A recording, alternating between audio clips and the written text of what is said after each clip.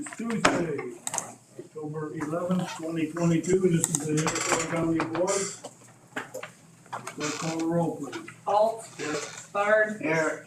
Behrens. Here. Bodger. Here. Bowman. Bowers. Here. Okenauer. Present. Bo. Curtis. Ducat. Here. Hughes. Here. Johnson. Lynch. McGinnis. McTaggart. Awful. Here. Sure. Whitlow. Here. Young. Yes. Zumwalt. Present. Okay, Mrs. Awful. Yes, good morning.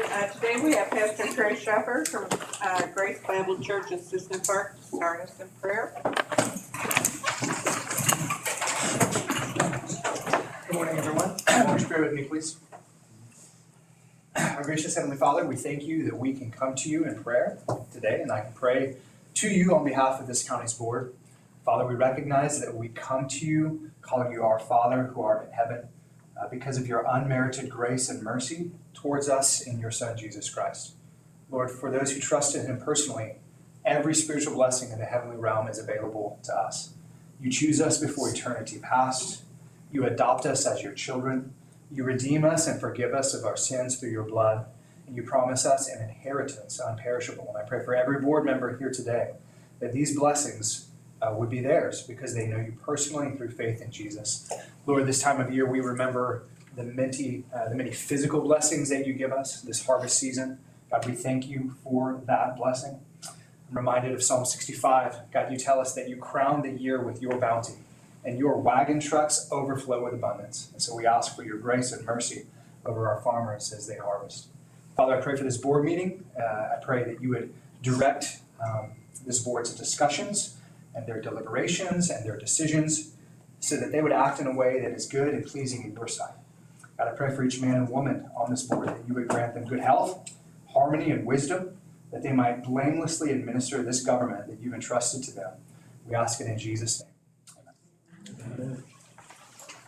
Pledge allegiance to the flag of the United States of America and to the republic for which it stands, one nation, under God, indivisible, with liberty and justice for all.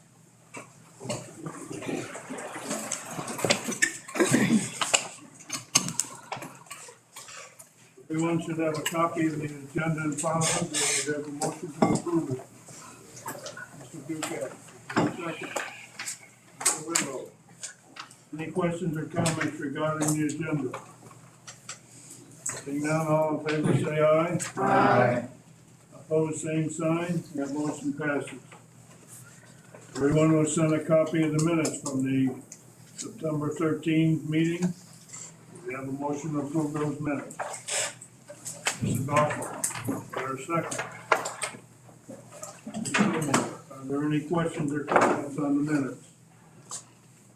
Seeing none, all in favor say aye. Aye. Opposed, same sign. That motion passes. Next is payroll. Mr. Young.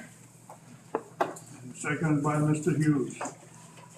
Any questions or comments regarding the payroll?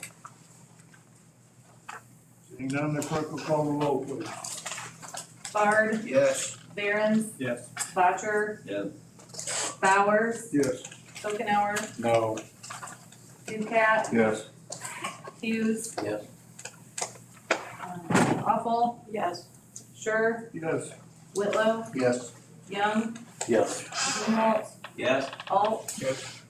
Okay, that motion passed. Do you have any public comments this morning?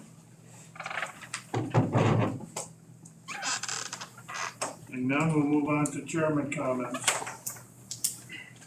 Have a number of things I wanted to go over this morning. First of all, I'd like to read some responses that we've gotten from some of our ARPA awards. First one is from the garage in Gilman that says, "Thank you and the Iroquois County Board for awarding the Garage Community Center $35,610 of ARPA funds. It will go to much needed HVAC improvements with appreciation of the Board of Directors of the Garage." I'll have that card up here in case anybody wishes to look at it after the meeting.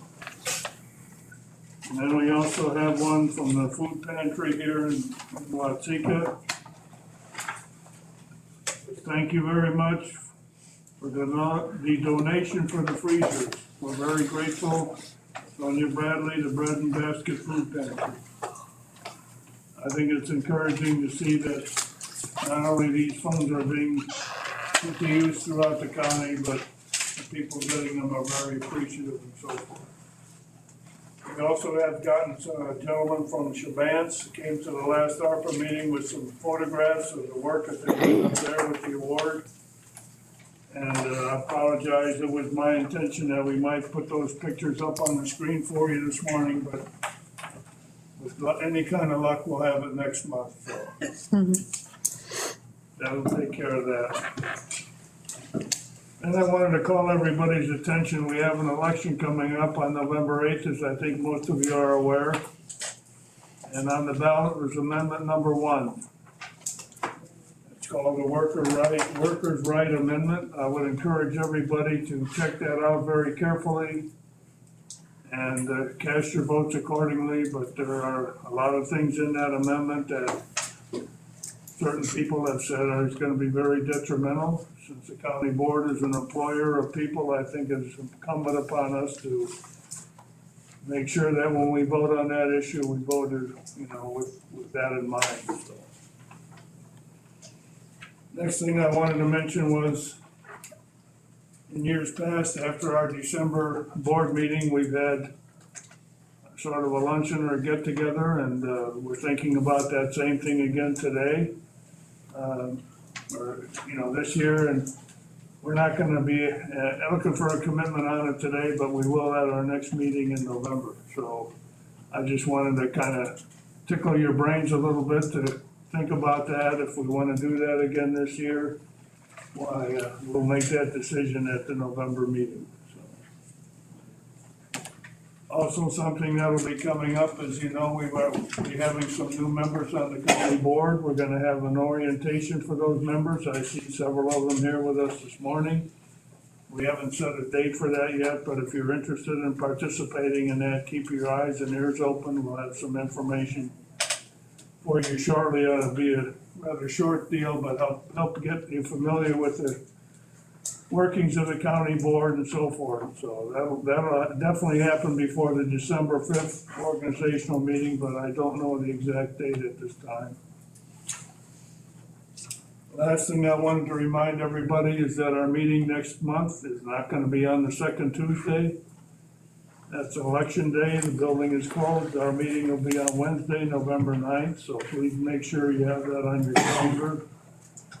We want to have somebody showing up here on the 8th, and the doors are locked. Only the county clerk and her staff are inside working diligently. And members will be here. Yes, Right. if you want to vote here that day, yes, you can do that, but no county board. Okay, I guess that's all I have, so we can move on to the outside organization reports. Angel, have you got something for us? Sure do. Good morning, Chairman, members of the Iroquois County Board, and guests. I'm Angel Crawford, Executive Director with the Iroquois Economic Development Association. At the end of August, I had the pleasure of meeting Jeff Bryan, who will be replacing Michelle Meadows as the new Director of Education for Employment with the Iroquois Area Regional Delivery System 370. To give you some history on Jeff, he was a former superintendent of Tri-Point Schools in Kempton, Illinois, and the former vocational director for the city of Beardstown near Springfield. At our first meeting, we took a moment to revisit all the meetings that have transpired with EFE and IDA in the past year. We put together some goals and hit the ground running. We are currently working on 2 projects that will promote area schools, students, and businesses, and we will have more exciting news in the future on these projects as they unfold, so stay tuned. I would like to say a special thank you to the former EFE Director, Michelle Meadows, for all of her hard work and dedication that she put forth in this last year. Job well done, Michelle. IDA is looking forward to working with Jeff and IR's board in the coming years to help increase job opportunities for both students and businesses in Iroquois County. In September, IDA received an email from Justin Arnold, Champaign County Regional Planning Commission Workforce Director, letting us know that there's a position opening up for a Workforce Investment Opportunity Act, or WIOA, case manager, serving Iroquois and Ford counties. This position was formerly held by Cheyenne Denoyer. Due to the location of the offices in her service area and their staffing capacity, CCRPC does not have another person who can fulfill Cheyenne's duties. As such, the offices will be closed until her position is filled. IDA would like to say a special thanks to Cheyenne for all the work she's done over these past months. She did an incredible job, made a big difference in a lot of people's lives, and will truly be missed. Again, WIOA program is a federally and state-funded program aimed at assisting low-income, basic workforce skills deficient individuals in returning to the labor workforce and paying for schooling to achieve higher paying careers. In Iroquois County, many of the individual WIOA serves end up working long-term in manufacturing, logistics, healthcare, construction, automotive, and agribusiness fields. Also, I noticed they also do, what is the truckers? CDLs, yes. So that's a big one right now because transportation is needed, obviously, during harvest season. So that's something to spread the word on. Right now, WIOA is primarily focused on out-of-school youth, high school dropouts, dislocated workers, and low-income adults, but have assisted in school youth in the past. If you're interested in this position, please send a letter of interest and resume to Justin Arnold, Champaign County Regional Planning Commission at jarnold@ccrpc.org. This position will remain open until filled. Please feel free to share this information with your board members, business associates, friends, and family. In closing, we want to let you know IDA did it again. Yes, once again, we help promote area events in Iroquois County with the State of Illinois Office of Tourism. The first event at the beginning of September was the Iroquois County Old Courthouse Museum Annual Harvest Days Celebration in Watseka. And the second event at the beginning of October was the Artesia Brewing Annual Oktoberfest Celebration in Thawville. IDA is glad to help promote Iroquois County events, and if your town has a large event coming up, please reach out to our office today. And for any additional questions or any questions on these topics, please call our office at 815-432-0072. Does anyone have any questions? No?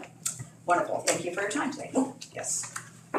I would just add that the workforce board will have a meeting in November and we'll be talking about that vacancy at that time. Hopefully something good will come of that. And I have additional information too, on the actual, job duties of that, so feel free to reach out to my office and I can share that with everyone too. Thank you. Thank you. Do we have any other outside organizational reports this morning? Seeing none, we'll move on to the committee reports. With the policy and procedure, I will present. Members of the county board, your committee, to whom was referred policy and procedure, would beg leave to submit the following report on the matters before them. Your committee met at the Administrative Center on September 29, 2022 at 9 a.m. Members present were all Farmer and Alford. Lyle Barons and Michael McTaggart were absent. Also present, Finance Manager Joe Johnson, County Clerk Brian Suber, County Engineer Joe Moore, EMA Director Eric Stacy, and Myron Bunyan with Compass Insurance. The meeting was called to order. It was moved by Awful and seconded by Bard to approve the agenda. A motion carried by a roll call vote. There were no public comments. The committee chairs gave their monthly reports. Health Chairman Awful reported the Health Committee will hear their standard reports from ICPHD and Animal Control. Tax Planning and Zoning Chairman Bard reported The department heads will give their reports, and the committee has a rezoning request to take action on. Highway Chairman Alt reported the Highway Committee will open bids for the resolutions presented last month. The committee will also hear their regular monthly reports.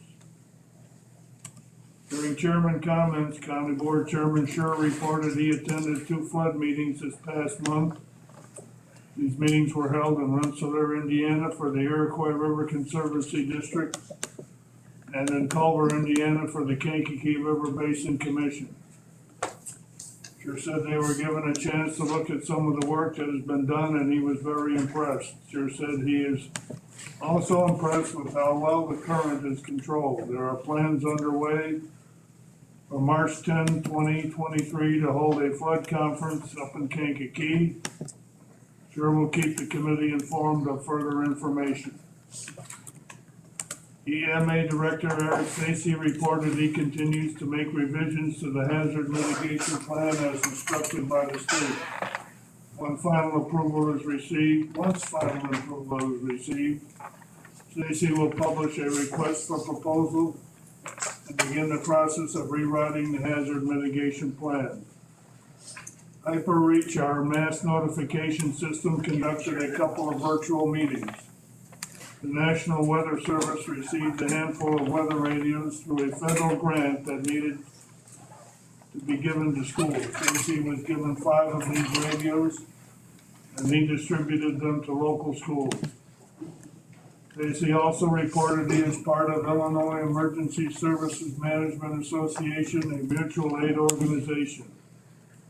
He previously served on the Emergency Management Assistance Team Subcommittee, but currently serves on a legislative subcommittee and the subcommittee that looks at state grants. Stacy attended the annual Illinois Emergency Management Agency Training Summit in Springfield in early September. Topics discussed this year were cybersecurity and how it impacts infrastructure. Stacy also attended a session aboard about the 50-mile radius around a nuclear power plant. Portions of Iroquois County are within 4 different 50-mile radiuses of nuclear power plants. These locations are DeWitt County, Braidwood, LaSalle, and Dresden. The state may be hosting future exercises about this matter. Previously, Stacy has discussed the 32 FEMA core capabilities and how FEMA is being required to test all 32 of these capabilities. Illinois Emergency Management Agency has decreased from 32 to 18 core capabilities. Stacy said this is much more manageable. Planned exercises over the next few months include communications, cybersecurity, and aircraft. STARCOM radio training will take place next month on October 4. Lastly, Stacy informed the committee that COVID-19 boosters and flu vaccines are available at the health department. Finance Manager Jill Johnson gave an update on the sexual harassment training. Current completion rate is at 67%. Johnson will email the link to those that need to complete the training and can also host another training in the boardroom if necessary. Discussion began on the Personnel Policy Manual.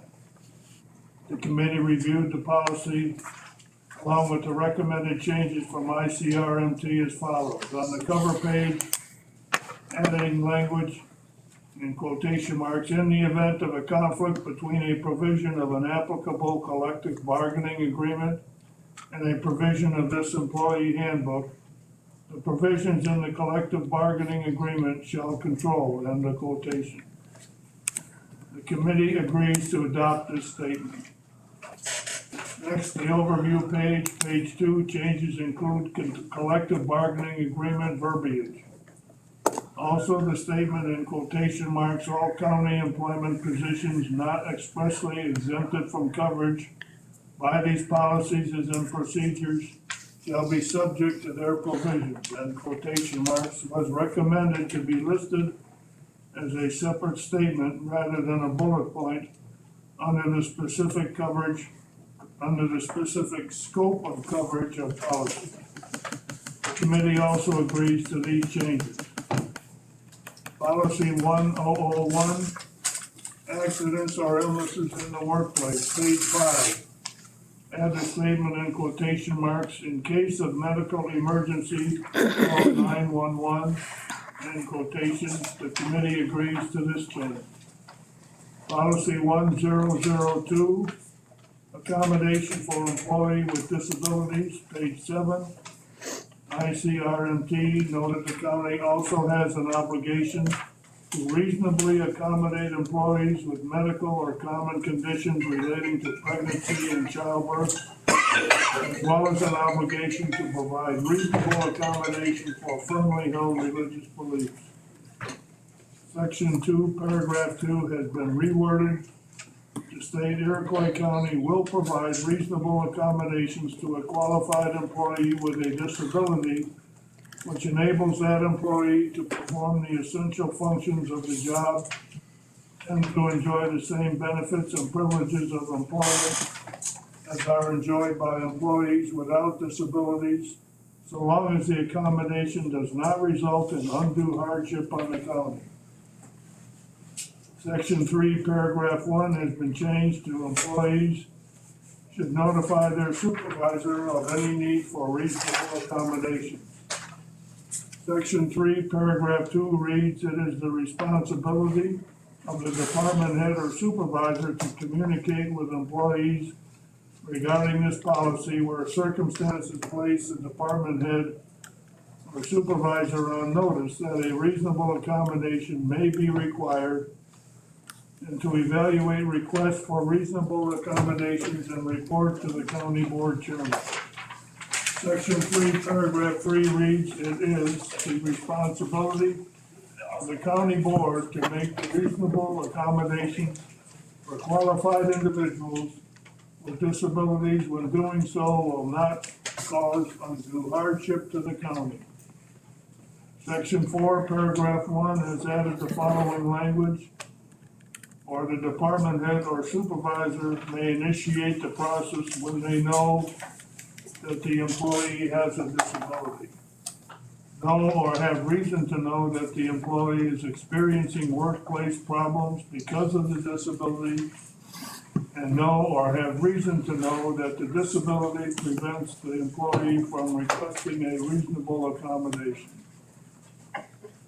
Section 4, paragraph 2 added the following, unless doing so would result in undue hardship to the county.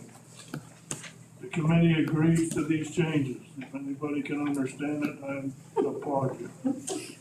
Policy 1003, attendance, section 1, paragraph 1, adds a sentence reads, regular and consistent attendance at work is an essential function of every position in the county. ICRMT does not recommend policies that place a set limit on the number of sick days that can be used. They suggest requiring an employee to provide a healthcare provider verification for the reason of absence if abuse of sick leave is suspected. The sentence, employees who are suspected of abusing sick leave may be required to provide a signed verification of the reason for absence when their healthcare provider was added to pattern absence. ICRMT suggested striking the sentence in regards to excessive absence caused by health.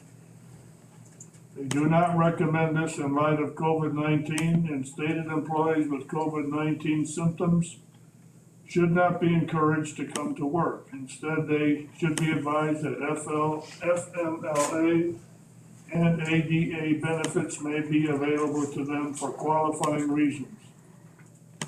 Finally, the call statement was changed from will be caused to may be caused.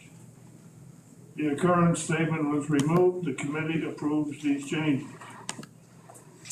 Policy 1004, an at-will employee on page 10, state changes include a collective bargaining agreement verbiage, section 2, paragraph 2. Add the wording, other than a written contract duly approved by the county board. Section 2, paragraph 3, remove the sentence, despite anything that the employee may read into any Iroquois County material, employment, and Iroquois County is strictly at will. I don't think we got that right. And are not intended to change the employment at will policy. The committee approved these changes. Policy 1008, business ethics, page 15, ICRMT states the county is required by law to have an ethics ordinance. If an ethics ordinance is not already in place, ICRMT provided a model ordinance from the Illinois Attorney General. No changes were made to the policy, but the committee will review the ethics ordinance. Policy 1009, computer. Email, internet usage, and social networking on page 17 under policy wording was added to include cell phones and any other technology resources. Employees have no right to or expectation of privacy when using county-provided computers, computer files, email, internet access, cell phones, software, or other technology resources was also added to the policy. Throughout the policy, organization was changed to county.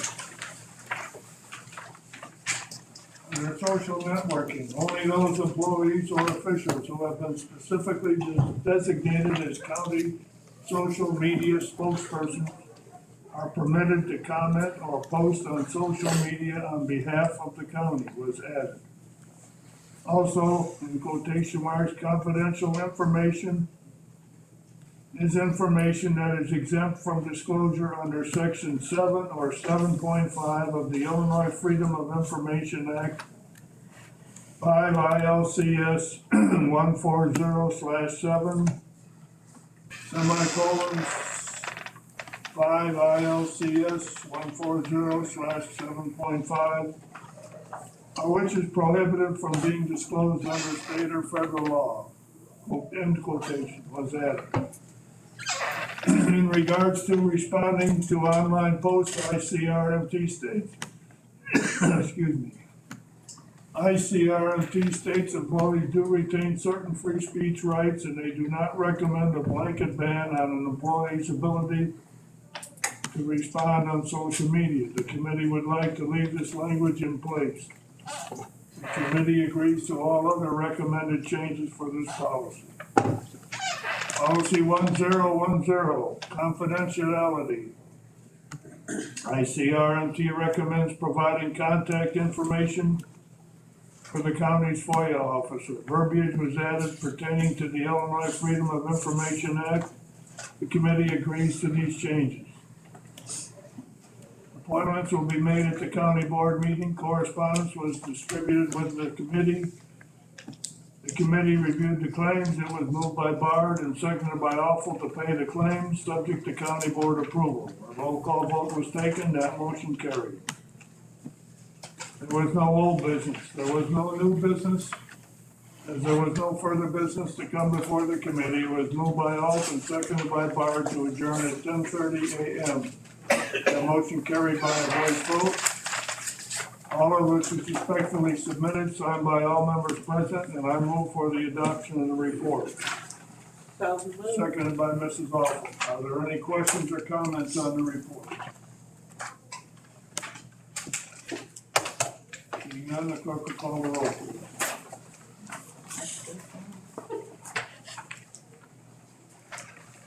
Okay, Behrens. Yes. Boucher. Yes. Bowers. Yes. Schopenhauer. Yes. Ducat. Yes. Hughes.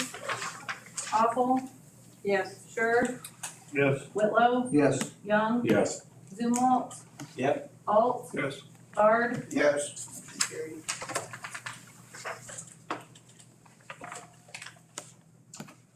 Okay, next we have negotiations. Members of the county board, your committee to whom have referred negotiations would beg leave to submit the following report on the matters before us. Your committee met at the Administrative Center on September 28, 2022 at 1 p.m. Members present were Scher and Bowers. Also present were Sheriff Clint Perzee, Finance Manager Joe Johnson, Board Labor Legal Representative Hibben, FOP members, and FOP legal representative Burke. The meeting was called to order. The committee met to discuss ongoing negotiation activities. The meeting adjourned at 1:34 p.m., all of which is respectfully submitted. This report is being submitted for information only. Next, we have members of the county board. Your committee to whom was referred negotiations would beg leave to submit the following report on the matters before them.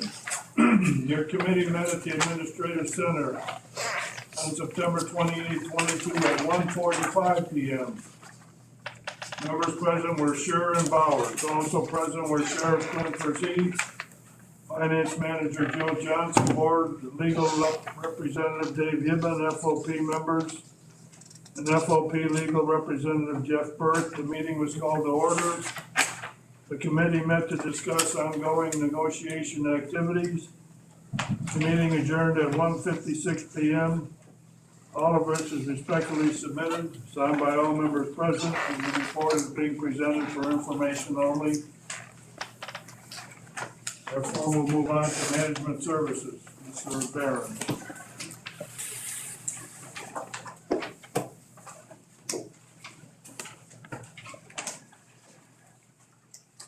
Mr. Chairman and members of the county board, your committee to whom was referred management services and beg leave to submit the following report on matters before them. Your committee met at Courthouse on October 3rd, 2022 at 1 p.m. Members present were Barron, Duca, Bowers, Crow, and Zumwalt. Kevin Bowman and Sherry Johnson were absent. Also present, County Board Chairman John Scher, Finance Manager Jill Johnson, Maintenance Supervisor Chris Drake, EPS Director Eric Raymond, Larry Mahoney with TNT Construction, and County Board Member Charlie Hall. Meeting was called to order. It was moved by Donna Crow and seconded by Zumwalt to amend the agenda to discuss and act on the design group claim after public comments. Motion carried by a voice vote. There were no public comments. Larry Mahoney with TNT Construction provided the committee with details that support the claim he has submitted for payment. Mr. Mahoney explained there are 5 categories of design work, and he agreed to do a schematic design at no charge, keeping the best interest of the county in mind. All due question if it was ever stated during any meeting that Mr. Mahoney would do the schematic design for free, but the design development, construction documents, bidding, and construction administration would be at a cost to the county. Mr. Mahoney stated no. The items were not broken down in the beginning. Duca added, at some point, Mr. Mahoney should have informed the committee that he was done with his free services and charges will begin incurring. Mr. Mahoney believed it was clear to the committee that when he was finished with the space planning, and he said, I'll be stepping away, and the bidding document began.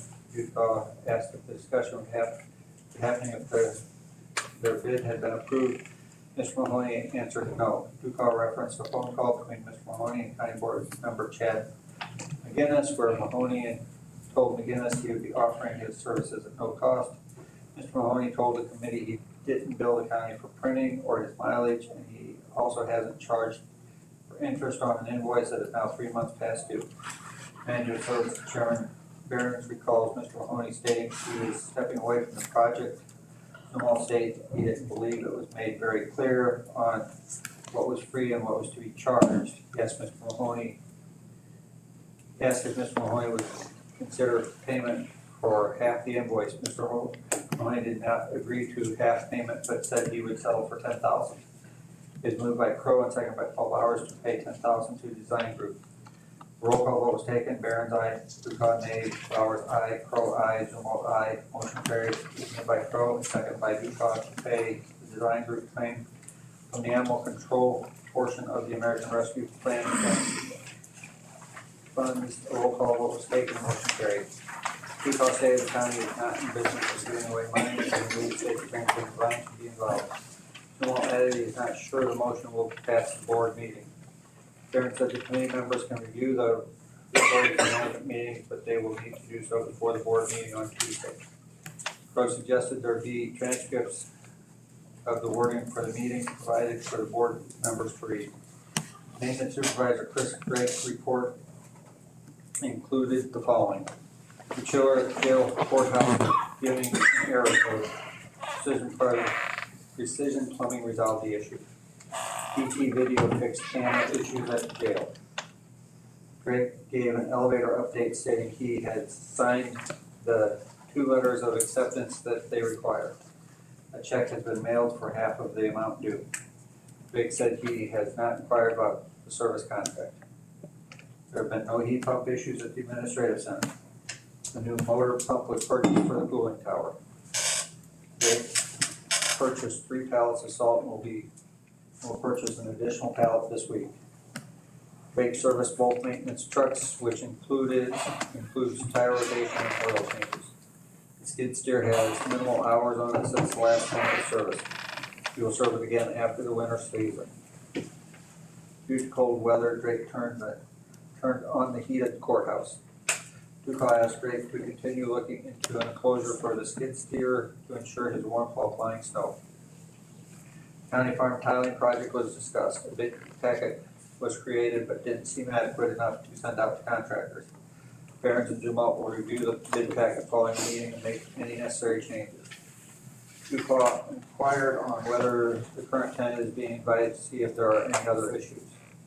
Barron said Walker Farm can be asked to attend the meeting. Crowe added that Walker Farms also handles tiling and possibly the committee could reach out to them for input. Crowe also suggested the committee reach out to the neighboring farms to confirm the upcoming plans.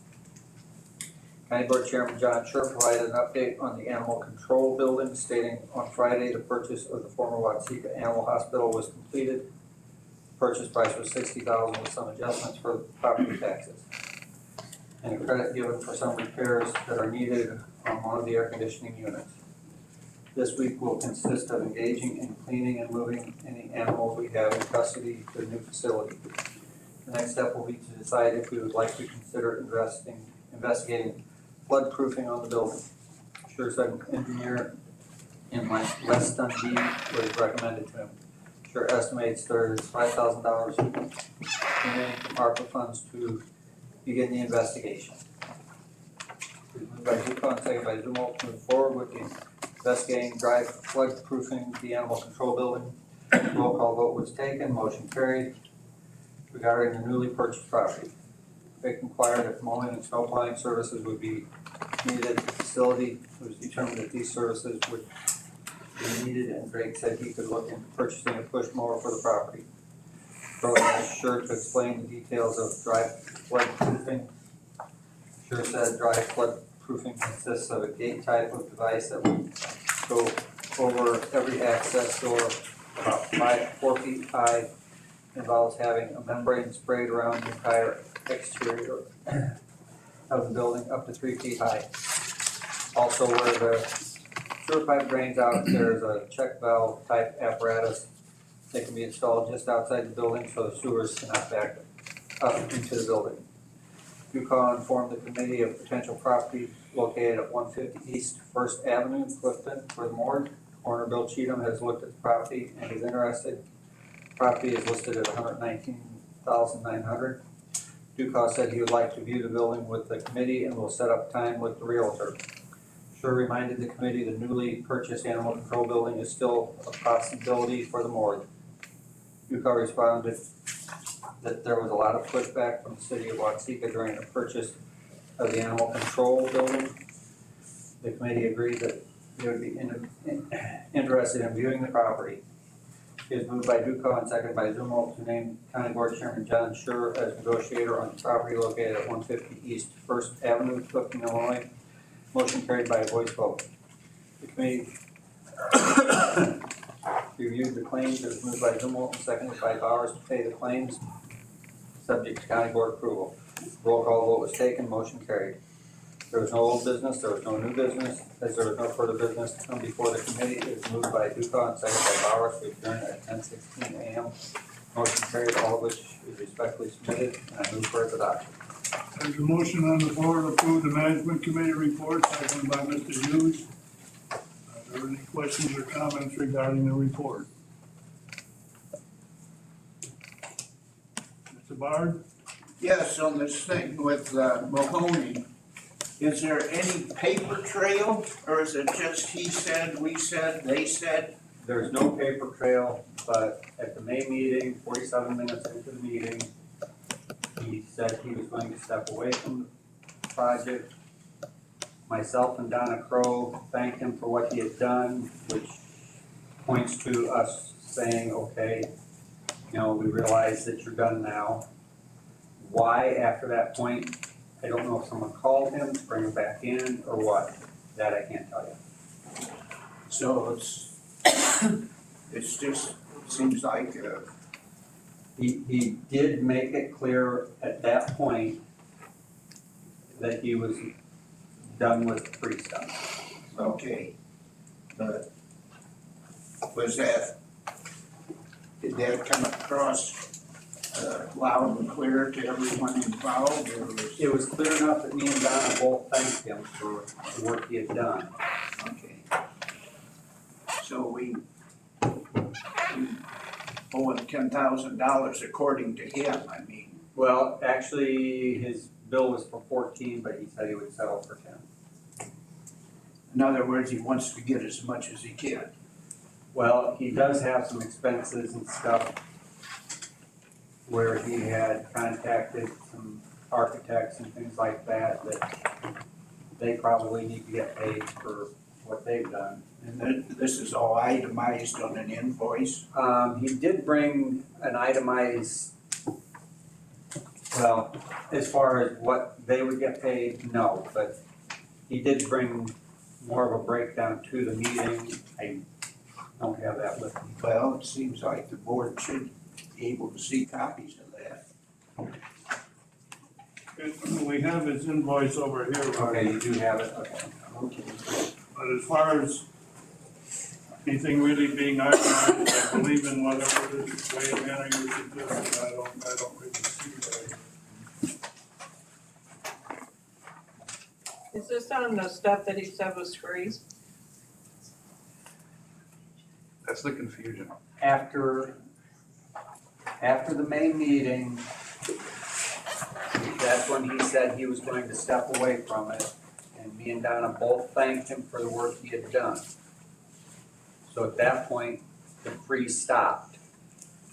Why he came back, I don't know if someone called, asked him some questions, and that got him back involved.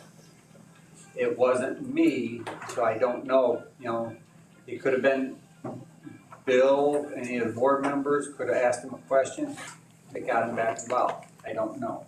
So when you say he came back involved, did he do work after that? Yeah, he did more drawings. So is this 10,000 for the free stuff? No.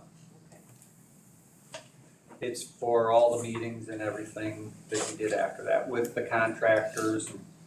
He took care of the advertising and, you know. So you say, no one knows why he came back, but he came back and he's billing us for that. Yes, but I don't know what all you guys do. All I know is what I do. So I don't know if someone called him with a question and that triggered then him going forward. Yeah. I would say lesson learned for us, you know.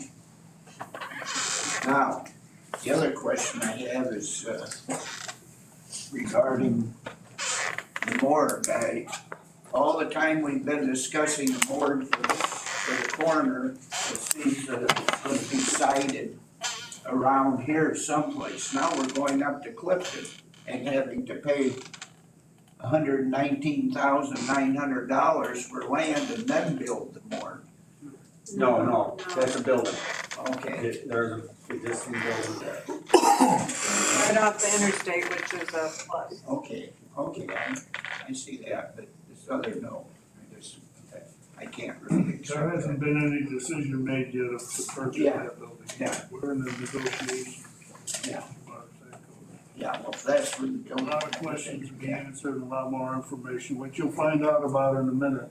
When Okay. he finishes reading the minutes on the meeting that was held up there last night. Okay, That's item number 2. Right now, we're on item number 1, so. yeah, no, Mr. Coconut. Just real quickly, back to the Mahoney thing. So just to make it clear in my mind, we're gonna give him $10,000 without even him having a contract or anything saying what he was going to do.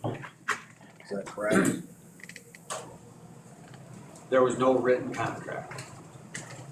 So he took it upon himself to come back. I'm just trying to make it clear, we're gonna give him, Don't know that he took it upon himself, or if. so we have no other proof I that have anyone no idea. asked him to come back and do consulting or whatever he was doing. So we're gonna give him $10,000. No, that's. I'm just asking, trying to make it clear. I don't know why he came back. I do know that after that point, he did do a lot of site work and contacting and all that kind of stuff.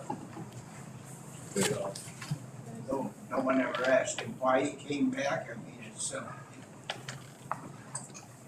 No, there was a lot of fingers in the pie.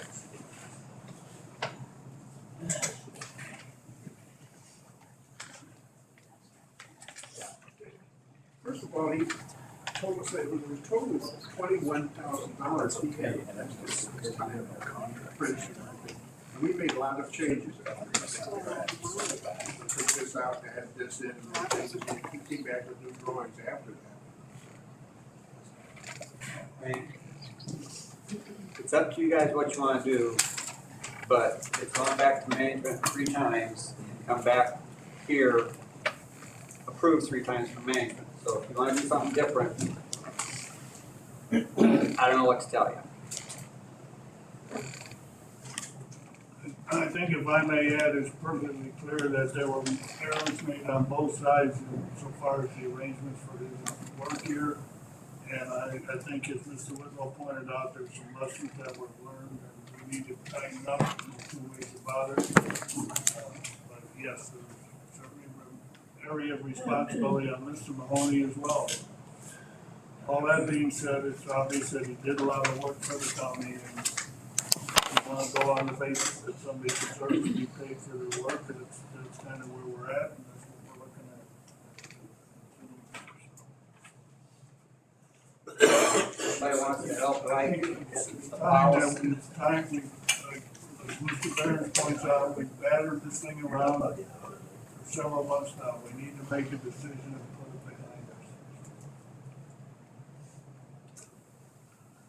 behind us. This is the claim for it that was given. I don't guess it's on the claims list for this month as to why it was given to me separately this morning, but be that as it may. Gonna approve the report this morning. You're gonna approve paying Mr. Mahoney $10,000. If you're not gonna approve the report, then we need to come up with something else. may I see that? Yes. Mr. Chairman? Thank you. So is he still on board? Is he still working for us? No, Okay. So the work that he's done, is he actually set on there? I guess I need to look at that. What he's done for us, and has it helped our cause? it was, the reason he originally got involved was because this was the first proposed building project since the jail for the county. Correct. We sent out a bid packet that was horrible, we didn't know what we were doing. Okay. So he offered to help, because we didn't even have a real design. So he offered to do the layout for free. To help us with that. So he designed the building then? He drew it up, yes. And there was probably a half a dozen different variations that he did over several months. With animal control, morgue, combined. I mean, there was all kinds of variations done. I don't know how many hours of work that was. It was considerable. But at that time, it was supposed to be free. That part was free, then we got into the actual You know, he took care of getting it advertised. He met with all the contractors, had a pre-bid contractor meeting to answer all the questions. You know, things that I may have been able to answer some of the questions, but probably not all of them. You know. So, I mean, there was a lot of stuff that he did that we'd have been hard pressed with using just the board members to get it done.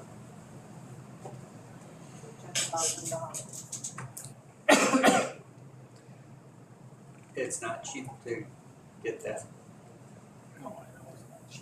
I think I recall a few meetings back when we started adding this around and, we was gonna make a change here, make a change there. How much we would be charged for it, and no one seemed to have an answer, and all of a sudden, we have $14,575 reduced to $10,000, so, well, obviously. If I recall right, the engineering, when we did the, boilers in this building was about 50,000.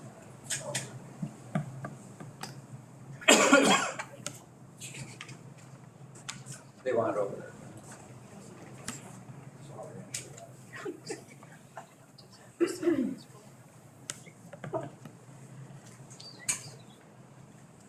Well, if he's done the work, and it did help us, right? It definitely helped us. Yeah, decide not to use them and go to buy your own building. Yeah, I mean, had we not got to that got through that, we wouldn't have got the bids that kind of shocked us as to how expensive it was gonna be. And that's when we started going a different direction. But just because we decided to go a different direction doesn't mean it didn't work. But he did the work to kind of make us decide which direction we were Yeah, planning on going. yeah. So we made a mistake. I just don't know if we'd have known, if we hadn't gone through the process, well, we'd never known how much it would have cost. Right. And, you know, the bad part is, he said the cost of the building would probably be a third less if it wasn't for prevailing wage. Right. Exactly. You know. Thank you.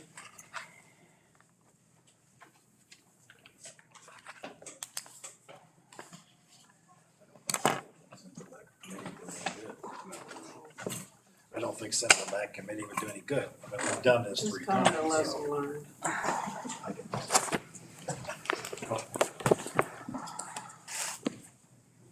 Any questions on anything else?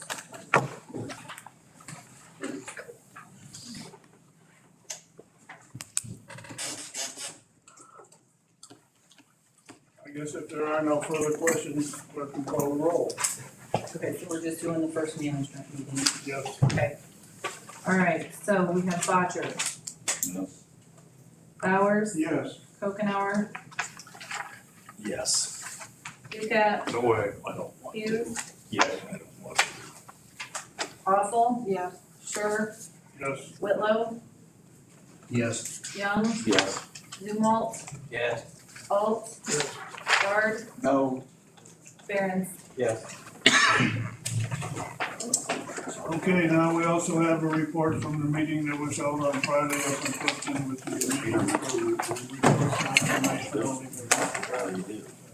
Okay, Mr. Chairman, members of the county board, your committee to whom was referred to Animal Services, is going to submit the following report on matters before them.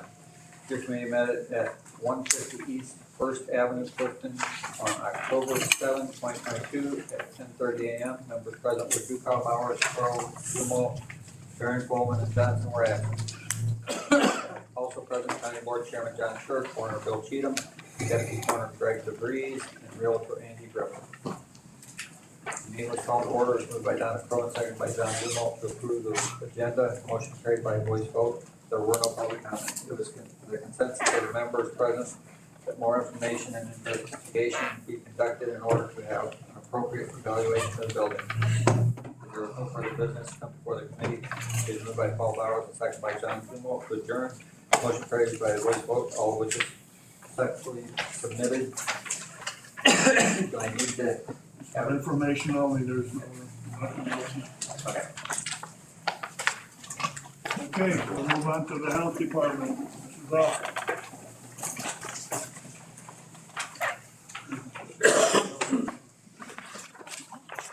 Chairman and members of the county board, the committee to whom was referred health would beg leave to submit the following report on the matters before them. Your committee met at the Administrative Center on October 4th, 2022 at 9 a.m. Members present were Awful, Bard, and Whitlow. Kevin Kokenauer and Ernie Curtis were absent. Also present, County Board Chairman John Schur, EMA Director Eric Cece, and Finance Manager Jill Johnson. The meeting was called to order. It was moved by Roger Bard and seconded by Jed Whitlow to approve the agenda. Motion carried by a voice vote. The committee reviewed the claims. It was moved by Whitlow and seconded by Bard to pay the claims, subject to county board approval. A roll call vote was taken, motion carried. There were no public comments. Finance Manager Jill Johnson reported their registration deposit for September was $4,225. There were no beds submitted for testing in September. There are currently 3 open cases. The animal control officers closed 13 cases. The closed cases consisted of 3 dogs running loose, 4 bite reports closed, 4 abandoned dogs, 1 breeding investigation, a cat with a litter of kittens that was found. They were moved to eye care after a few days. Johnson provided an update on the animal control building stating the building was purchased and the utilities are being turned on today. Inventory is being taken at the building and supplies will be ordered. In regards to veterinarian services, Johnson said that she utilizes several veterinarians in the area. County Board Chairman Schur added, the veterinarian services is something that will be continually worked on now that we have a facility that is equipped for these services. Johnson also added she is working on a schedule for the animal control officers to be at the facility. There are currently 2 part-time officers and 1 full-time officer. EM Director Eric Cece reviewed the summary report of programs with the committee. Environmental Health reported 1 opening and 30 water sample kits with 6 returning as unsatisfactory. Community Health administered 127 COVID-19 immunizations. CC reported new boosters are in and the flu vaccine is also available. There were 4 animal bites reported, 3 dogs and 1 cat. There were 0 new COVID-19 outbreaks, but there are 2 ongoing outbreaks. The tuberculosis program has 1 patient on medication. There were 18 inmates assessed in September. There was no old business, there was no new business. As there was no further business to come before the committee, it was moved by Whitlow and seconded by Bard to adjourn at 9:10 a.m. Motion carried by a voice vote, all of which is respectfully submitted, and I move for its adoption. We have a motion to approve the health committee report. Is there a second? Mr. Bard. Are there any questions or comments regarding the health committee report? Seeing none, the clerk will call the roll, please. Bowers, Yes. Kokenauer, Yes. Ducat. Yes. Hughes. Yes. Awful. Yep. Schur. Yes. Whitlow. Yes. Young. Yes. Zumwalt. Yes. Alt. Yes. Bard. Yes. Barron. Yes. Bodger. Okay, tax zoning, Mr. Bard. Mr. Chairman and members of the county board, your committee to whom was referred tax/zoning was begging to submit the following report on the matters before them. Your committee met at the Administrative Center on October 4th, 2022 at 9:30 a.m.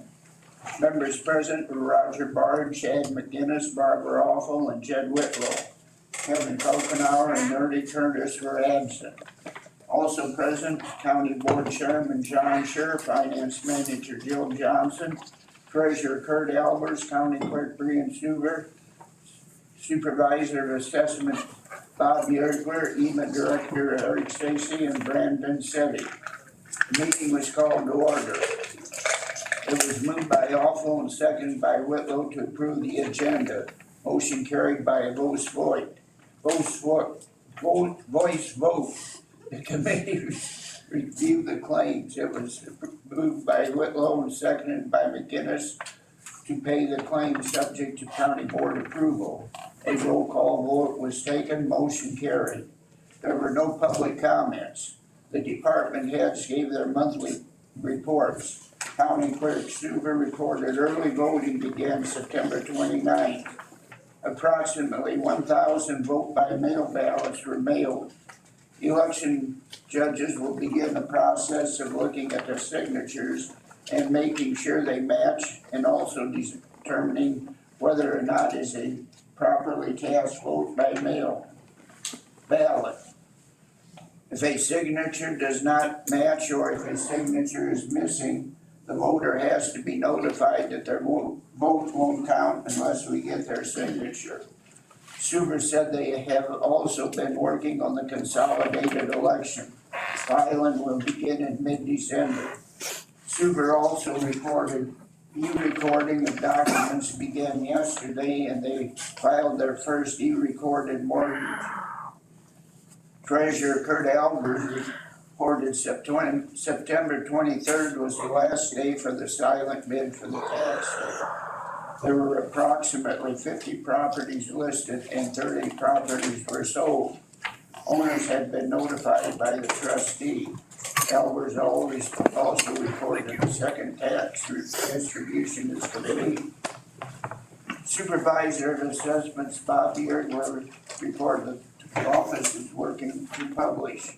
Yergler said he has been working on getting items on the assessment roll that haven't been on for quite some time. He concentrated in 2 assessment districts, Fountain Creek and Pigeon Grove, and also Anarga, Ridgeland, and Artesia. Yergler was able to pick up over $3 million in assessed valuation, which translates to about $5 million in value. Yergler said these jurisdictions have an elected successor and a contracted assessor. Planning and zoning report for December was attributed to the committee as follows. Building permits, September 2022. Agriculture 0, residential 5, wind tower 0. Building permits, fiscal year 2022.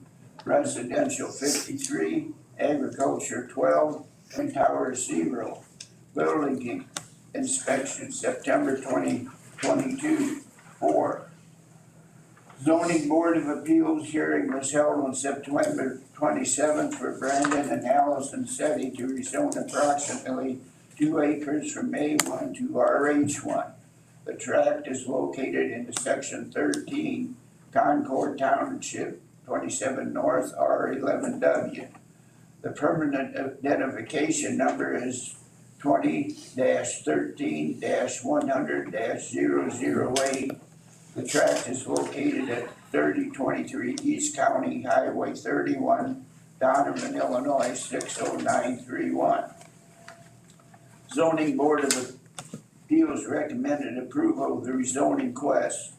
It was moved by Whitlow and seconded by Alpha to approve the rezoning request from A1 to RH1 for Brandon and Allison Setti. A roll call vote was taken, motion carried. McGinnis gave an update on the low-income housing matter, stating he is currently editing a document and will have it available for next month's meeting. Suver presented a monthly resolution list showing 1 parcel being sold by county trustees. The city of Watsika has purchased 3 parcels and the village of Martin has purchased 1 parcel. It was moved by Whitlow and seconded by McGinnis to approve the resolutions authorizing the sale of property to the city of Watsika and the village of Martin. A roll call was taken, motion carried. There was no old business, there was no new business. As there was no further business to come before the committee, it was moved by McGinnis and seconded by Awful to adjourn at 9:45 a.m. Motion carried by voice vote. all of which is respectfully submitted, and I move for its approval. We have a motion to approve the tax lending report. Do we have a second? Mr. Kimball. I'll point out Mr. Setti is here with us this morning in case anyone has any questions about his rezoning request. Now would be the time to bring that up.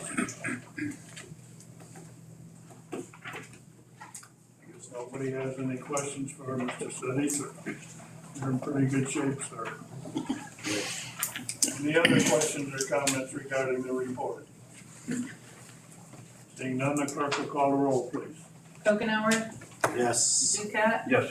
Hughes, Yes. Awful, Yes. Stir, Yes. Whitlow, Yes. Young. Yep. Kimball, Yes. Schultz, Yes.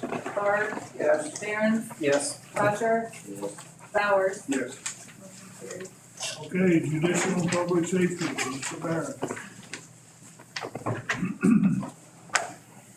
Mr. Chairman, members of the county board, the committee to whom was referred judicial and public safety would beg leave to submit the following report on matters before them. Your committee met at courthouse on October 5, 2022 at 3 p.m. Members present were Barron, Peacock, Boxer, and Whitlow.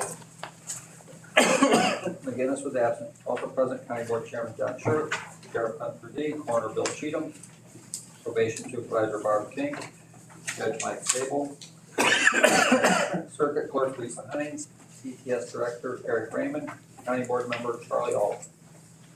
The meeting was called to order. It was moved by Paul Ducon, second by Laverne Butcher to approve the agenda. Motion carried by voice vote. There were no public comments.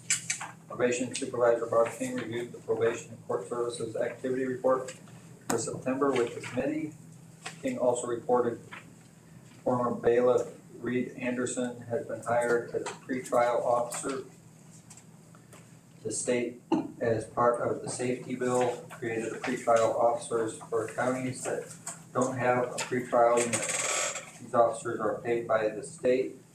Mr. Anderson has an office located in the probation office, and King said the contract will be drawn up regarding the office space.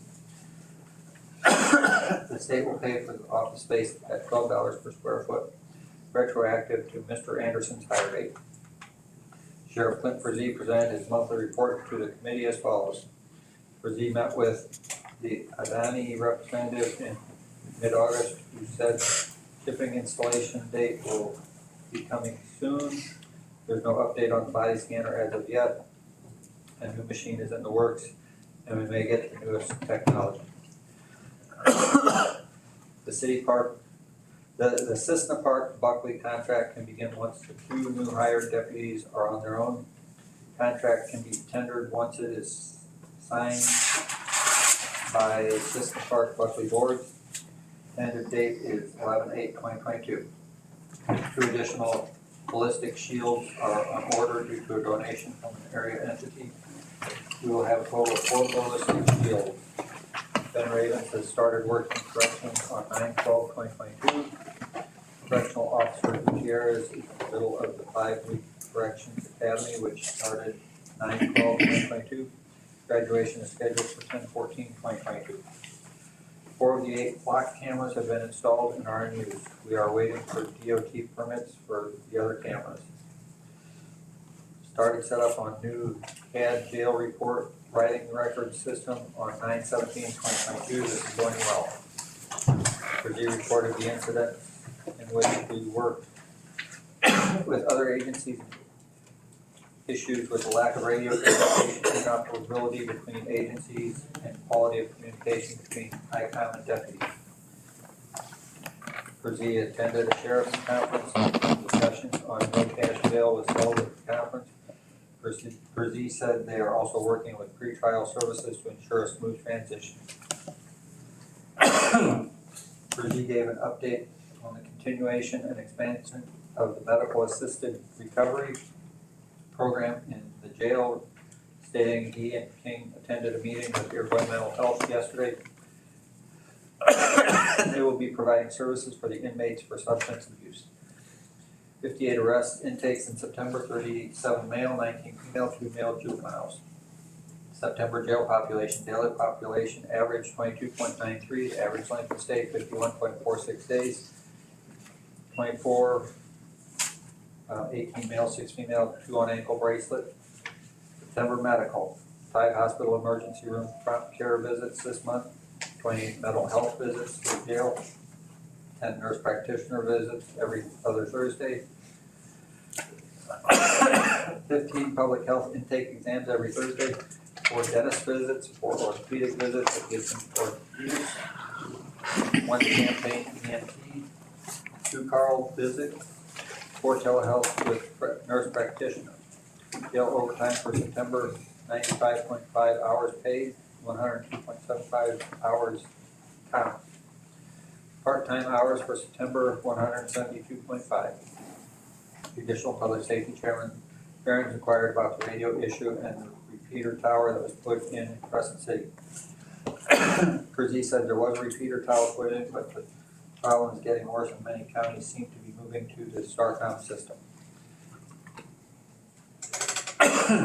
Coroner Bill Cheatham requested approval for a claim to be paid to Champaign County Coroner's Office in the amount of $415.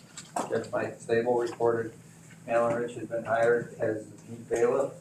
Sable is looking to hire an additional bailiff. Sable also reported fobs are being installed on 6 doors and 1 door is being replaced upstairs in the courthouse. Remote hearings are up and running for civil and criminal cases. The project was funded by the Medical Assistance Recovery Grant. Kersey noted the MAR grant has increased this year. The funds have to be used in a way that benefits the inmates. Circuit Clerk Lisa Hines distributed her monthly report for September to a committee for their review. Total of $44,125.03 was received in fines and fees. $5,345.28 was received from pay court collections, and $196.50 was received from IDROP. And it's also requested approval for a claim to be paid to Fire Publishing for envelopes and bail bond sheets in the amount of $994. ETS Director Eric Raymond distributed his monthly report to the committee on September 15th. Riverside made the decision to take away the ambulance out of auto quarters. I think that's supposed to be auto, not auto. Correct. And on October 1st, Riverside took their ambulances from 2 to 1 in the city of Watsika. Chief Farrell in the city of Watsika is currently in the process of working through the situation. There was a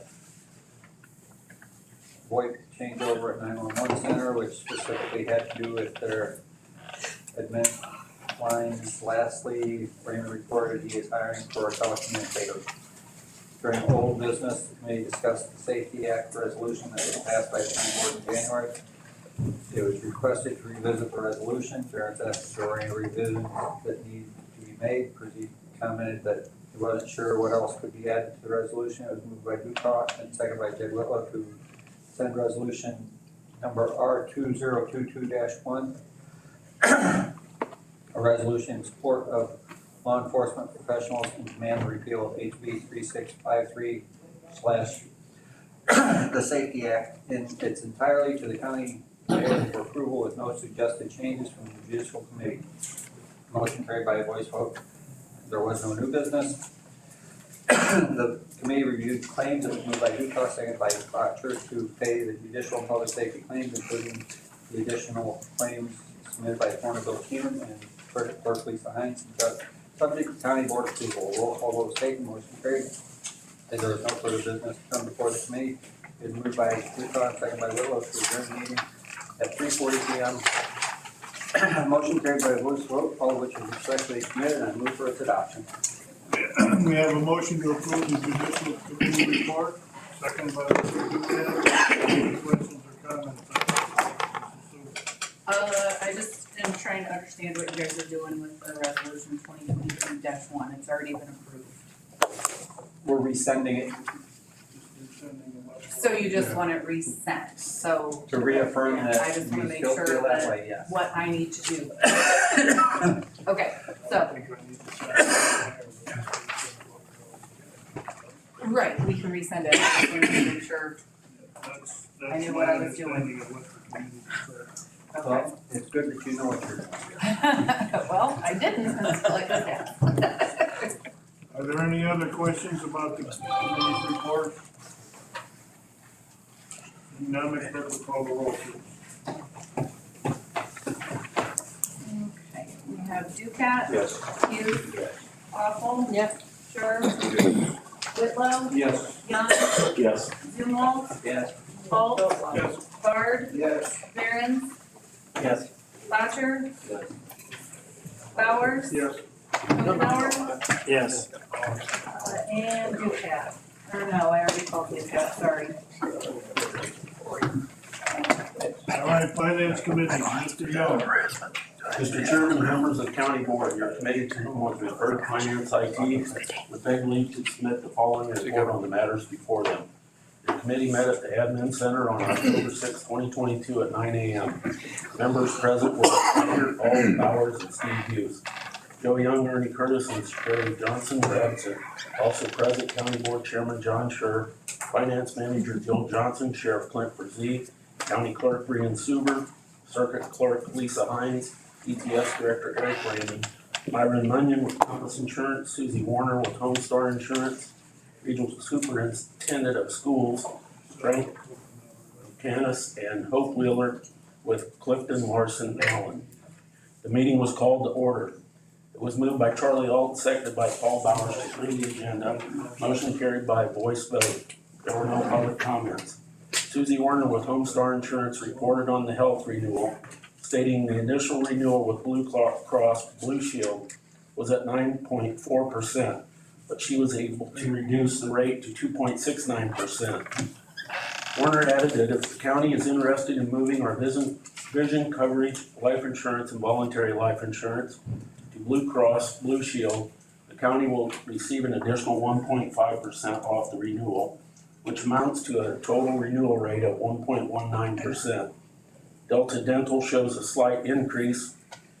The Vision Network will remain the same with IMED with a slight increase. The employer-paid life insurance will decrease on the county's end, and the voluntary life rate will be matched. Warner ensured a seamless transition from the current life insurance provider to Blue Cross Blue Shield. Also, Warner stated the claims feed in place right now between Blue Cross Blue Shield and benefits planning consultants isn't running as smoothly as she had hoped, and she recommends moving the claims fee to Envision. Envision charges $6 per participant versus $6.25 per participant from benefits planning consultants. There's one-time setup fee of $750, but Homestar will cover that cost. Cover will remain through benefits planning consultants. It was moved by McTaggart and seconded by Bowers to move the vision and life coverage to Blue Cross Blue Shield and move the claims process to Envision. A roll call vote was taken, motion carried. Myron Munyon with Compass Insurance reported on the cybersecurity policy renewal, stating he's at a standstill with the quote because the county doesn't have a multi-factor authentication in place and companies are declining to quote. Munyon recommended Finance Manager Jill Johnson reach out to area-wide about getting the multi-factor authentication in place, and then he will request another quote. In regards to property and casualty insurance, I will distribute a spreadsheet of the county's original building values and the updated values from the audit performed by ICRMT. Munyon said the old courthouse is showing the biggest change from a previously reported value of $2 million to a newly reported replacement value of $10 million. Munyon contacted the Department of Archaeology and Historic Preservation and asked if there were any insurance requirements for the old courthouse, and they responded there are no requirements. Even if the county has received grants, we would not be required to insure at replacement value. The county will need to discuss how they would like to insure the old courthouse. Munyon said the administrative center value has also increased. This is another decision for the county to make. Munyon will move forward with renewal and changes to the policy can be made along the way. Currently, Johnson has budgeted for the increases. Hope Wheeler with Clifton Larson Allen presented a draft of the fiscal year 2021 audit. Wheeler said she expects to have everything complete next week. Wheeler explained the multiple reasons for the audit being late this year, which is due in part to the GASB 84 and the single audit. Wheeler noted the county's unrestricted net position was $3 million in the positive, and for a lot of counties, this was a negative amount. The single audit has one final review left before it is complete. The findings for this year are similar to last year, with one finding from the sheriff's office coming off the list. Wheeler noted there are and continue to be a lot of good internal controls in place. Once the audit is complete, she will send the final draft and changes to Johnson. The department heads gave their monthly reports. They are as follows. Sheriff Clint Brzee reported he met with the Adani rep and in mid-August, and the shipping/installation date for the body scanner will be coming soon. A new machine is in the works and we may get the newest technology. The Assistant Park Buckley Patrol contract will tentatively start on October 8th, once the deputies are on their own. The Medical Assisted Recovery Grant is increased from $18,000 to $50,000. We will receive the payments in 2 installments. The new jail report writing CAD system build began in September. Brzee noted a few high-profile incidents that have occurred recently in Iroquois County. Brzee continues to have discussions with Motorola about coverage maps. To date, there have been 83 instances where ICOM has been unable to contact an officer on the radio and had to contact them on its cell phone. Brzee said he is also looking into grant funding for this project. County Clerk Brian Suber reported requests for proposal has been put out for microfilm conversion, with bids to be opened next month. ETS Director Raymond reported the ETSB board approved their budget last night. Raymond also reported he has a telecommunicator vacancy. Regional Superintendent of Schools Frank Kunis presented his proposed budget to the committee. The proposed budget request for FY 2023 from Iroquois County is $94,962. Suber provided the committee with a comparison on election equipment bids opened last month. Suber said she originally requested 48 OS devices, but she lowered the amount to 44. The bids are as follows. Liberty Systems, purchase of equipment cost $435,350. If approved, this cost will be paid with ARPA funds. Developed prior to 2011 and started being used in the state of Illinois in 2015. Annual licensing fee, $12,600. Yearly total for supplies, setup, and services, $72,928. This includes annual equipment maintenance. Yearly amount current, $44,130. Yearly amount new the first year, $72,928. No charge for licensing fee the first year. Yearly amount last 5 years, including licensing fee, $85,528. Governmental Business Systems current vendor purchase of equipment cost is $517,858.08. If approved, this cost will be paid with ARPA funds. Newer system certified in the state of Illinois in 2021. Annual licensing fee $16,535. Yearly total $65,415. Does not include annual equipment maintenance. Maintenance every 2 years, $12,600. Yearly amount current, $44,130. Yearly amount 4 years, $81,950. Yearly amount 2 years, including maintenance, $88,250. Overall, the difference in cost will affect the general fund, is Liberty Systems coming in approximately $600 less than Governmental Business Systems. Suber asked for approval of the Governmental Business Systems. Although their cost is expensive, their data is encrypted and digitally signed for tamper evidence. This will alert the election staff if anyone tries to tamper with the data. It also provides protection from unauthorized access to the internal systems, the electrical power, and the network connectivity. The firmware security will protect against loading or unloading of firmware while the device is set for election or in election mode. The ADA device, which is required by law, is much easier to work and with more voters may be interested in voting on because of the touchscreen. It was moved by Taggart and seconded by Hughes to approve Governmental Business Systems election equipment bid. A roll call vote was taken, motion carried. Wage increases for chief deputies and deputy clerks were discussed. Johnson stated the ASME contract shows a wage increase of 4% for employees being paid under $13 per hour and a wage increase of 2.75% for employees being paid over $13 an hour. The ASME highway employees contract is at 2.5%. Currently, the budget shows a 5.5% wage increase for deputy clerks and a 6% wage increase for chief deputies and non-union employees. No committee decision has been made on these rates. Circuit Clerk Lisa Hines stated she would like to see the rates be fair across the board. Raymond presented his approved budget to the committee. The transfer to joint dispatch is budgeted at $228,284.42. Transfers from the general fund and city of Watseka remain at $120,000. A job description will be created for the assistant department head Raymond is requesting. Raymond said there was discussion at last night's EPSB meeting regarding the telephone surcharge and what it would be increased to, what it should be increased to. We currently charge $1.50.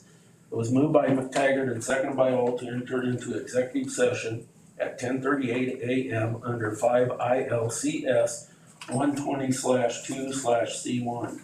The appointment, employment, compensation, discipline, performance, or dismissal of specific employees of the public body. Motion carried by a voice vote. It was moved by McTaggart and seconded by Hall to come out of the executive session at 11:32 a.m. Motion carried by a voice vote.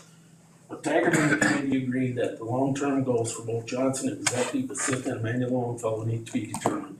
It was moved by McTaggart and seconded by Hall to approve Finance Manager Jill Johnson's FY 2023 salary at $59,000 and Executive Assistant Amanda Longfellow's FY 2023 salary at $42,000. A roll call vote was taken, motion carried.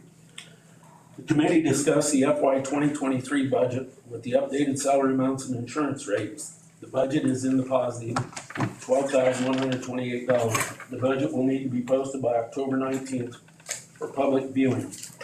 Regional Office of Education requested $94,962. Their current budget is $81,030 for Iroquois County. McTaggart and the committee agreed to budget $85,000 for Regional Office of Education. Items budgeted for public safety include $500,000 in revenue, $252,000 for the purchase of 4 squad cars, and $150,000 for joint dispatch salaries. McTaggart said to include the deputy salary of $49,000 back into the public safety expenses. No revenue numbers have been adjusted, but there is room for adjustment if necessary. It was moved by McTaggart and seconded by Alt to send the revised FY 2023 budget to the county board for approval and public viewing.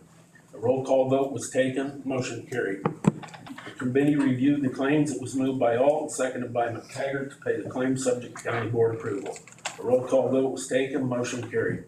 Johnson made the committee aware of claims that are turned in late each month, which is why they are seeing unusual items on their claims listing.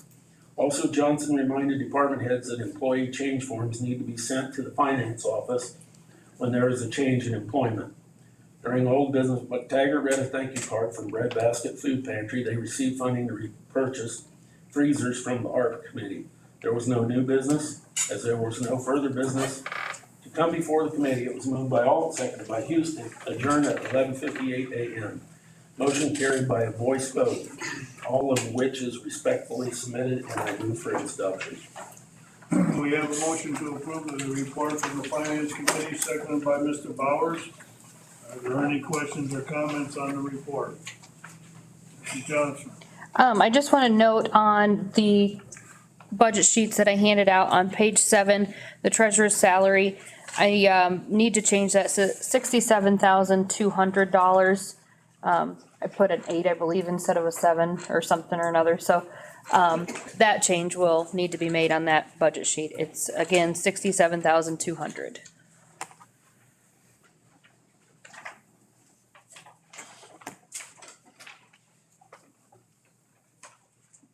Any other questions or comments? Mr. Raymond?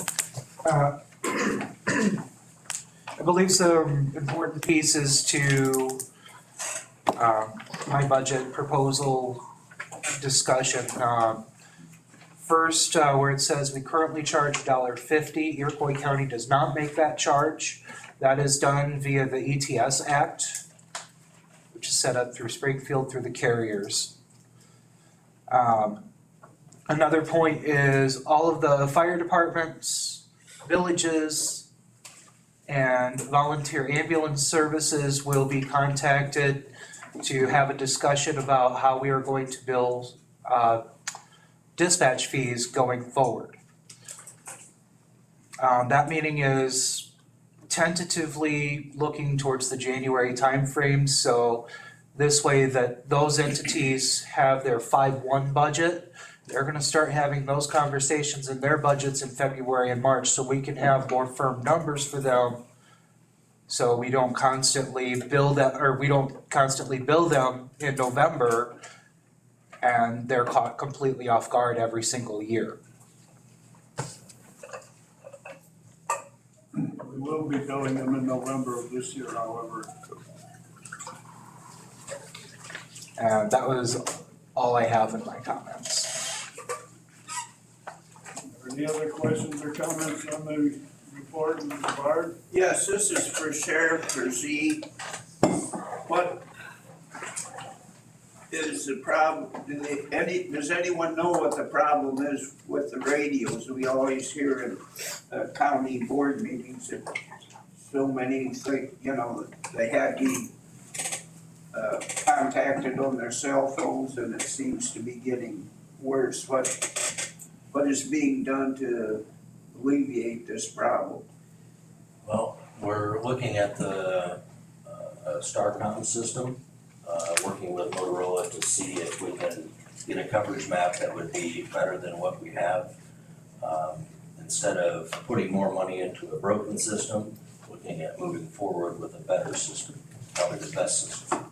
So is it a problem of you just don't have the range with the system you now have, or?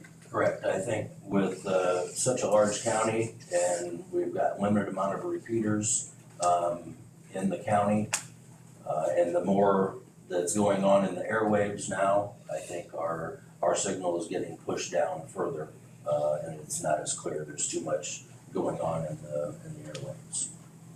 Now, is that a VHF or a UHF? VHF system. VHF, okay. And we have just one certain assigned frequency. We've got several. There's Sheriff's Main, Sheriff's Backup, but then we also have the fire department radios. Okay. So I'm learning more and more about the radios. About 8 months ago, I knew this much, and now I know about that much. So Yeah. I'm learning. And everything you're learning points to the fact that we don't have a good radio system. Well, and what that boils down to is our deputies on patrol are in dangerous situations. Yeah. And I don't want them Well, to. yeah, if you make a stop someplace and you went back up, why? Correct. Yeah, okay, thank you, sir. The other side of that coin, Mr. Bard, is that going to Starcom radios right now looks like it would be a very expensive proposition. Why not? That's one of the obstacles that we have to overcome. Maybe get carrier pigeons. We'll trust the negotiation abilities of the sheriff to handle that. I have a question. Mrs. Awful? It said in here that McTaggart asked to have the deputies' wage put back into public safety. Why is that? Jill, I wasn't. Originally, it was requested that one of the deputies' salary come out of public safety. And throughout the budgeting process, at one point, they asked me to take it out, and then they asked me to put it back in. I don't know if there was a specific reason that was given at last Thursday's meeting, but the idea behind it is with the new contract that Sheriff has with Cissna Park and Buckley would help cover those costs. Any other questions or comments? Want to remind you, when you vote now, you're also voting on approving the budget to be placed out for public view. And next month, if that all goes according to plan, which it usually does, then next month will be the final approval of the budget. So everybody understands what we're voting for today, okay? Clerk will call the roll. Hughes, Yes. Awful, Yes. Sure, Yes. Whitlow, Yes. Young, Yes. All, Yes. Barr, Yes. Barron, Yes. Botter, Yes. Bowers, Yes. Ducat. Yes. Okay, Transportation and Highway, Mr. All. Thank you, Mr. Chairman and member of the county board. The committee to whom will refer transportation and highway would beg to submit the following report on matters before them.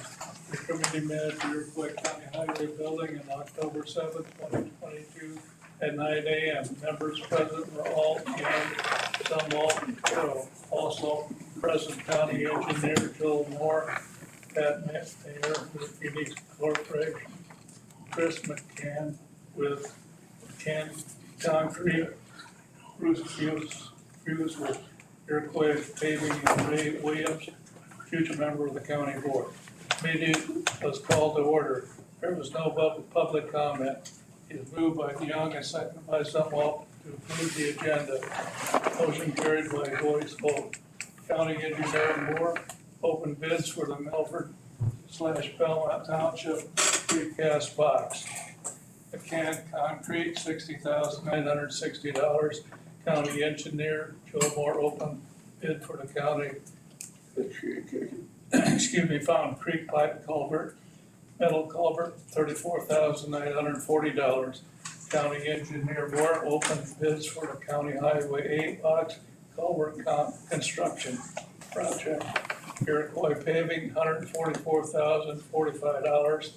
Phoenix Corporation, $210,298. Scanlon Excavation, $179,950.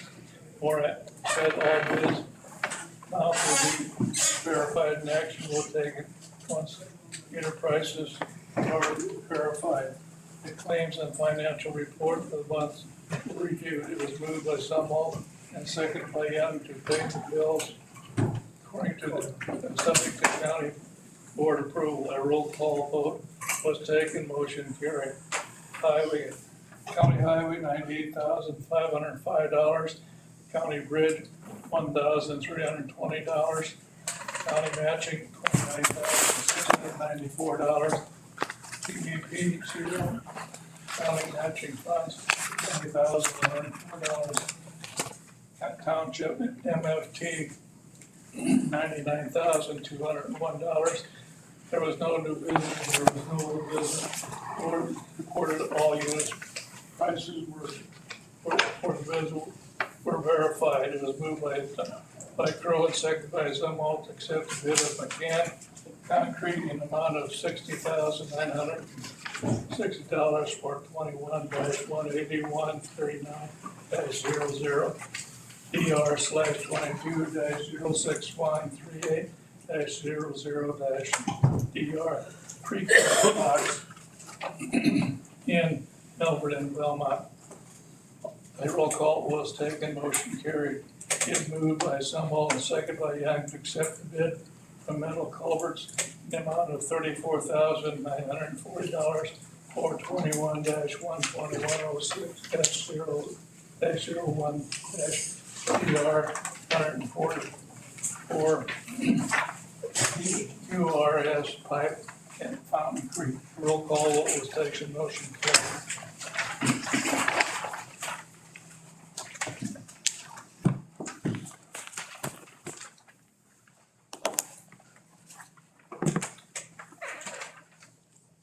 It was moved by Young and seconded by Sumwalt to accept the bid from Iroquois Pipe Paving in the amount of $144,045 for 22-0019-01-DR 115 QRS Pipe on County Road 8. A roll call vote was taken, motion carried. As there was no other further business before the committee, it was moved by Young and seconded by Crowe to adjourn at 9:25. Motion carried by voice vote. All those resolutions submitted, I recommend adoption by the committee. I have a motion to approve the highway vote. Mr. Young, second. there any questions or comments on the report? Hearing none, call roll. Awful? Yes. Sure? Yes. Whitlow? Yes. Young? Yes.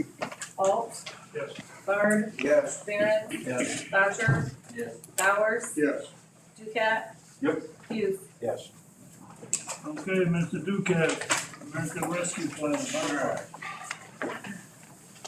Mr. Chairman and members of the county board, the committee to whom was referred American Rescue Plan Act was begged to submit the following report for the minutes before the committee met at the Administrative Center on October 3rd, 2022 at 10:27 a.m. Members present, Ducat, All Crow, Awful, and Sure. Also present, Finance Manager Jill Johnson, Village of Buckley, Representative Even Shockley, and Don Miller. Whiskey Creek Drainage District Representatives Richard Schmidt and Garrett Beebe, Village of Woodland Representative Dustin Stick, Papineau Township Representative Ryan Boone, and Village of Shabbat Representative James Smith. The meeting was called to order. It was moved by Sure and seconded by Awful to approve the agenda. Motion carried by a voice vote. During the public comments, Village of Shabbat Representative James Smith thanked the committee for the funding that was received for the Shabbat Civic Center and provided pictures of the work that was completed. Sure also told the committee he received a thank you card from the garage in Gilman.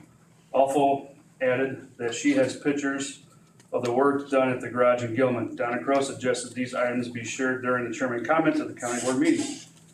We began the review of the ARPA applications as follows. Application number 66, Village of Buckley. The Village of Buckley provided the requested information in regards to the tile being used, stating both contractors are using an R series tile, which is a recycled tile. Ducat requested the Iroquois County contractor be contacted to see if they would price match the competitor contractor. The contractor agreed to match the price. It was moved by Sure and seconded by Awful to adopt the resolution awarding $87,785 to the Village of Buckley. A roll call vote was taken. Motion carried.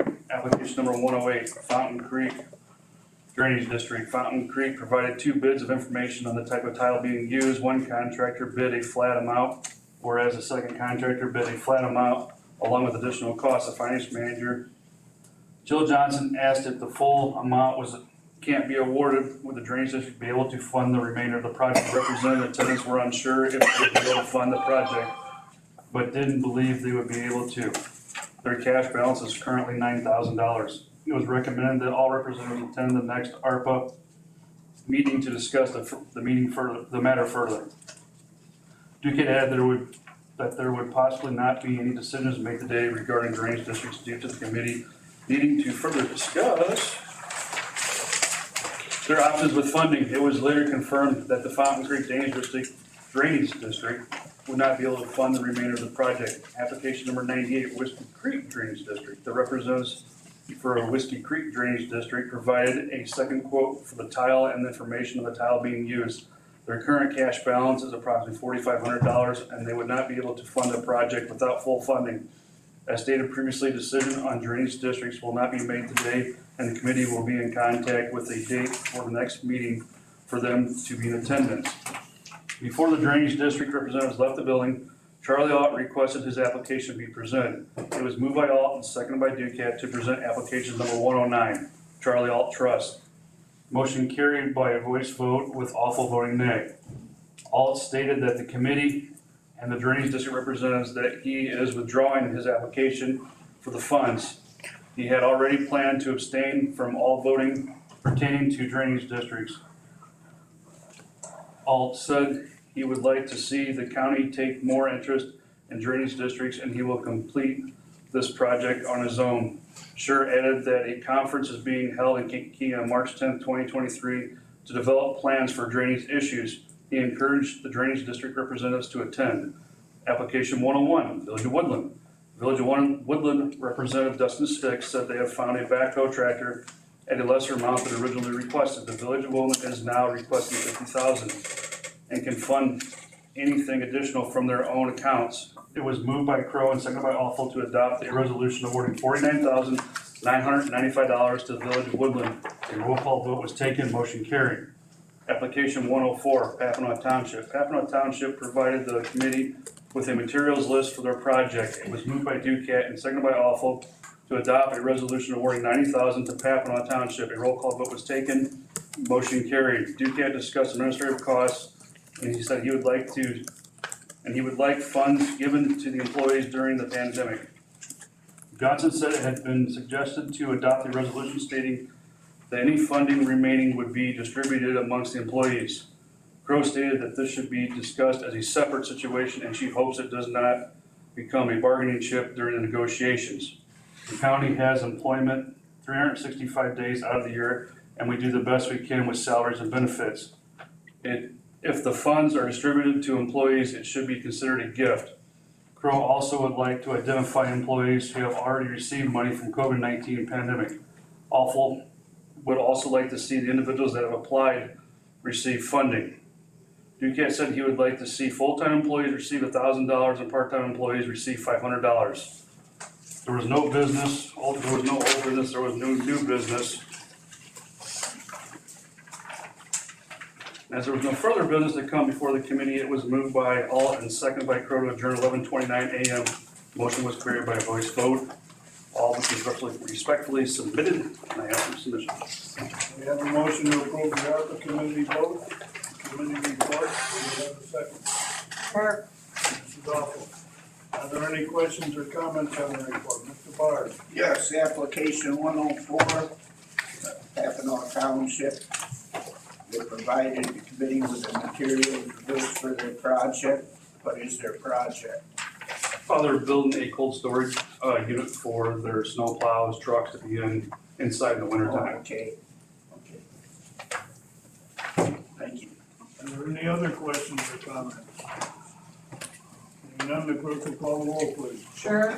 Yes. Whitlow. Yes. Young. Yes. Alt. Yes. Bard. Yes. Barron. Yes. Botter.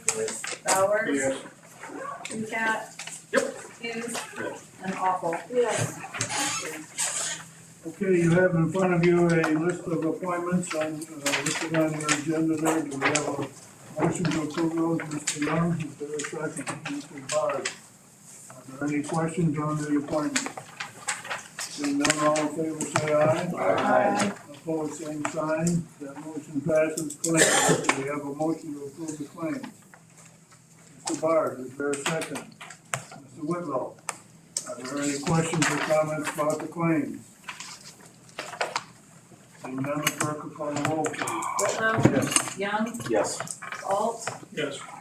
Bard. Yes. Barron. Yes. Botter. Yes. Bowers. Yes. Ducat. Yes. Hughes. Yes. Awful. Yes. And Sure. Yes. Is there any old business to come before the board this morning? Is there any new business? We have a motion to adjourn. Mr. All, seconded by Mr. Bowers. All in favor say aye. Aye. Opposed, same sign. Meeting is adjourned. Thank you all for attending.